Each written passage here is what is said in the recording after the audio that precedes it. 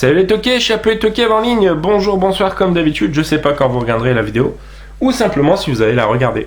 On se retrouve aujourd'hui pour la suite de la collecte, et on va attaquer sans plus tarder. Alors, on va attaquer avec un très bon film de John Boorman. J'étais jeune quand j'ai vu ce film aussi. Donc c'est La Forêt d'Émeraude. Voilà, donc de mémoire c'est des paysages vraiment magnifiques, en pleine jungle et tout, et pareil, il faudrait vraiment que je le revoie ce film, La Forêt d'Émeraude, un excellent film de John Boorman qui a fait plutôt des bons films, c'est lui qui a fait Délivrance, hein, si je dis pas de bêtises, voilà, Excalibur aussi, donc à conseiller. Un autre très bon film, cette fois-ci de Kevin Reynolds, Kevin Costner, Morgan Freeman, Christian Slater, Alan Rickman, voilà, rien que ça au casting, Le Robin des Bois, Presse des voleurs, qui est vraiment un film, je regardais la VHS, La Redoute à l'époque, avec ma grand-mère chez elle. Mon adaptation préférée de Robin des Bois, hein, clairement.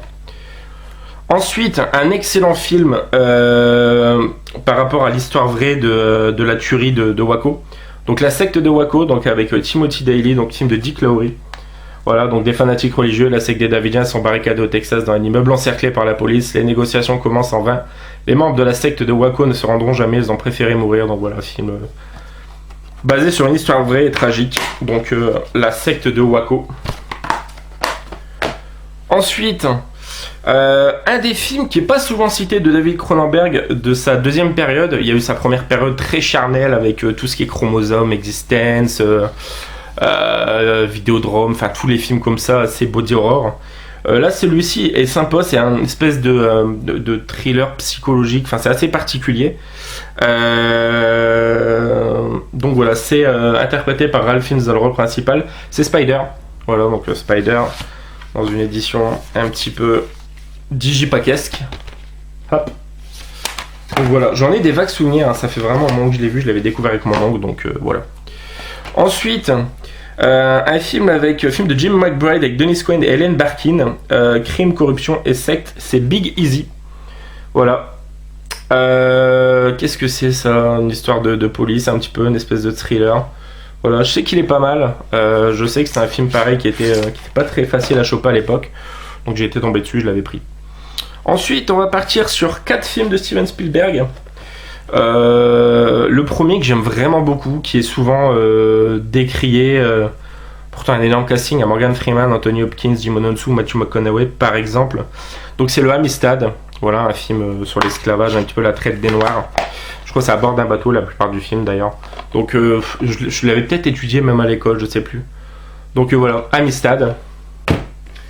Un autre film qui est pas souvent cité de Steven Spielberg des années 2010, si je dis pas de bêtises, ou de mi-2000-2006, ouais. Donc c'est Munich, voilà, Munich. Donc il y a une espèce de thriller, un petit peu, un film qui nous laisse pas le temps de respirer, qui a vraiment un suspense, un rythme haletant. Donc voilà, Munich. Là c'est un doublé de films où on a un premier qui est comme un oiseau sur la branche avec Mel Gibson et Goldie Hawn. Le second, on a Goldie Hawn également, mais c'est de Steven Spielberg. C'est le Sugarland Express. Alors celui-ci je l'ai pas vu. C'est un road movie mélangé à braquage un petit peu à la Thelma et Louise, tout ça. Donc ça a l'air plutôt cool en plus. Donc celui-ci pas vu. Donc c'est bien. J'ai des films de Spielberg que j'ai pas vu et je trouve ça excellent. Et un excellent film pareil sur l'esclavage, à la traite des Noirs, tout ça. Donc c'est La Couleur pourpre. Voilà, qui est pareil, un de ceux qui est vraiment oublié, je dirais, de Spielberg. Voilà, avec le premier rôle de Whoopi Goldberg. Donc voilà, La Couleur pourpre. Un petit bijou ce film. Ensuite, on va rester sur du film culte. On va partir sur Darren Aronofsky, qui est sûrement son film le plus connu et hyper culte, quoi. C'est Requiem for a Dream, avec notamment Jared Leto, énormissime, mais on a aussi Marlon Wayans. Donc c'est sur le milieu de la drogue et le rapport à la drogue de tous ces différents personnages et l'effet que ça a sur eux, tout ça, enfin... Le film est démentiel, mais vraiment pas conseillé à tout le monde. Il faut vraiment se préparer à regarder le film. Il faut pas se dire, tiens, je sais pas quoi faire, j'hésite entre qu'est-ce qu'on a fait au bon Dieu, Requiem for a Dream. C'est pas bon, faut vraiment être préparé pour regarder le film. Ensuite, un film que j'avais vu au cinéma, que j'avais vraiment beaucoup aimé, de David O. Russell, avec pareil, un casting de ouf, Christian Bale, Bradley Cooper, Jeremy Renner, Jennifer Lawrence. C'est American Bluff, voilà, c'est sur un énorme coup de... une énorme arnaque, une énorme affaire. et avec un bon petit twist. Donc j'avais vraiment trouvé ce film super sympa. Et je vous le conseille, avec un Bradley Cooper génial dedans. Ensuite, on va partir sur un film français que j'ai découvert, je crois, l'année dernière. J'ai adoré le film. C'est avec Jackie Berroyer, mais il n'y a pas un très gros rôle, et Isabelle Adjani et Denis Podalides. C'est La journée de la jupe. En fait, c'est tout simple. C'est une prof dans une banlieue parisienne difficile, une prof de littérature, je crois.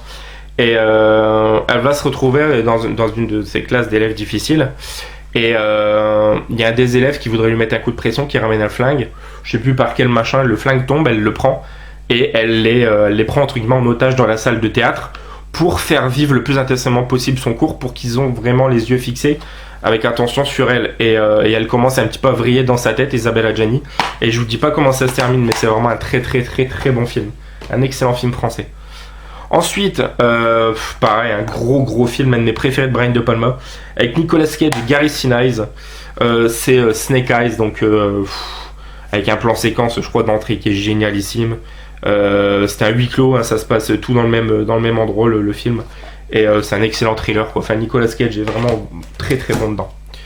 Ensuite, film d'aventure, assez culte, avec Michael Douglas et Kathleen Turner, de Robert Zemeckis. C'est Romancing the Stone, ou À la poursuite du diamant vert, qui est le premier film, et je crois que la suite c'est Le diamant du Nil. Donc voilà, excellent, hein, pareil, vu à l'époque, c'est un film de 84, qui je trouve n'a pas vieilli, qui se regarde tout seul, donc je vous le conseille. Ensuite, film de Peter Weir qui a notamment fait le Cercle des poètes disparus, par exemple, Truman Show aussi. La dernière vague, voilà, donc c'est un film particulier. J'avais commencé à le regarder, mais j'étais pas en condition pour le voir. Je sais que je le regarderai parce que le film a l'air assez ouf. C'était avec Richard Chamberlain. Et voilà, c'est un film de 76, donc à la vague où il y avait beaucoup d'exploitation, de très bons films de cinéma australien. Donc la dernière vague, à voir. Si vous l'avez vu, n'hésitez pas à me le dire. Ensuite, Sin City, j'ai tué pour elle, donc toujours réalisé par Robert Rodriguez. On retrouve Mickey Rourke, Jessica Alba, puis on a d'autres acteurs qui reviennent. Et alors c'est moins bon que le premier, mais ça reste très sympa, hein. Visuellement c'est très cool. Là on a Eva Green et j'aime beaucoup, hein, mais je préfère largement le 1 quand même. Voilà, je trouve que Mickey Rourke joue beaucoup moins bien et beaucoup moins inspiré dans celui-ci. Ensuite, un film que je pense beaucoup vont être étonnés de savoir que j'ai pas vu, Total Recall, jamais vu. Voilà, je sais que c'est de Paul Verhoeven, hein, qui est un acteur que j'adule pour Basic Instinct, pour Robocop, pour Starship Troopers, mais j'ai jamais vu Total Recall. Donc voilà. Je le regarderai un de ces quatre, mais j'ai jamais vu Total Recall. Ensuite, un super thriller sulfureux des sœurs maintenant Wachowski, avec Jennifer Tilly et Joe Pantoliano entre autres, c'est Bound. Vraiment excellent. C'est vraiment bien. J'ai pas trop envie de vous parler des films. Si vous voulez vous renseigner, vous regardez un petit peu le résumé, tout ça, mais je vous invite à le regarder sans voir le résumé, vous allez prendre une belle claque. Film de 96, très bon film. Ensuite, un film catastrophe que j'ai jamais vu. Il me semble en avoir entendu parler à l'époque dans un top de films catastrophes de Tom Ciné BD.